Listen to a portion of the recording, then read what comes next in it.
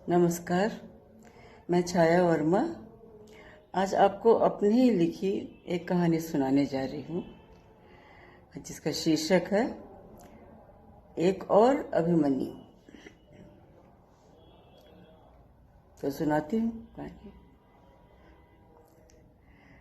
अतुल अपने पापा से बहुत डरता था। जब भी वो चीखना चिल्लाना शुरू करते वो डर के मारे अपनी मम्मी के पीछे छुप जाता और जैसे ही उसके कानों में झन्नाटेदार तमाचे की आवाज आती बच्चा घबरा के जोर से रोने लगता। तब उसकी माँ उसे गोद में लेकर इधर उधर की बातें करके अपना गम भुलाकर उसका डर दूर करने की कोशिश करती। पहली बार अतुल ने ये चीख तब सुनी थी जब गिरीश कविता को उसके मायके छोड़ने ट्रेन से जा रहे थे। तब तमाम मुसाफिरों के बीच गिरीश ने किसी बात पर कविता को चांटा मार दिया था। अतुल को पता नहीं कि क्यों चांटा मारा, देखा भी नहीं उसने, लेकिन चांटे की आवाज उसके कानों में गई और वो सहम कर एक कोने में दुबक गया। उस वक्त अतुल अपने माँ के गर्भ में था।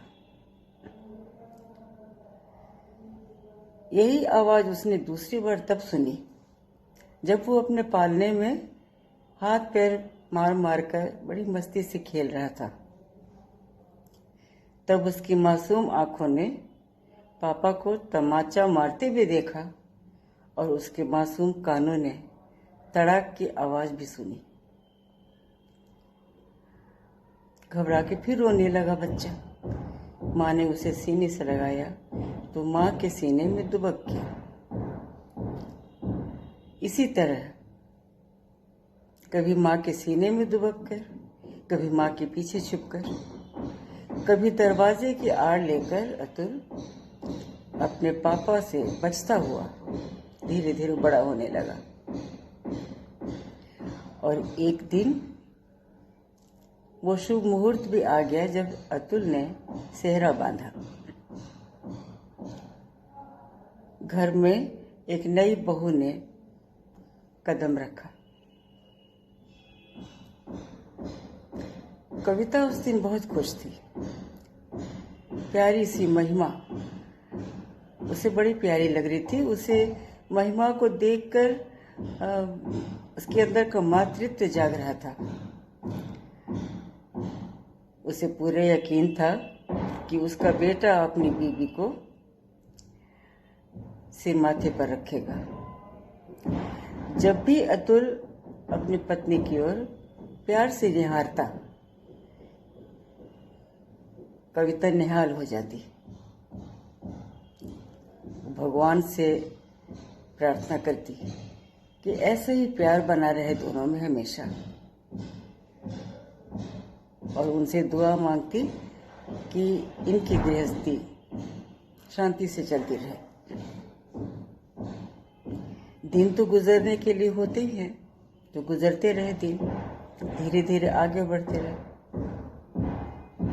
एक दिन अतुल घर पे था, छुट्टी का दिन था। वो घर पे था और उसके पापा अपने दोस्त के घर गए थे। तो घर में अतुल था, महिमा थी और कविता थी। अतुल महिमा के साथ अपने कमरे में था और कविता अपने कमरे में लेटी हुई आराम से बड़े चाव से कोई पत्रिका पढ़ रही थी।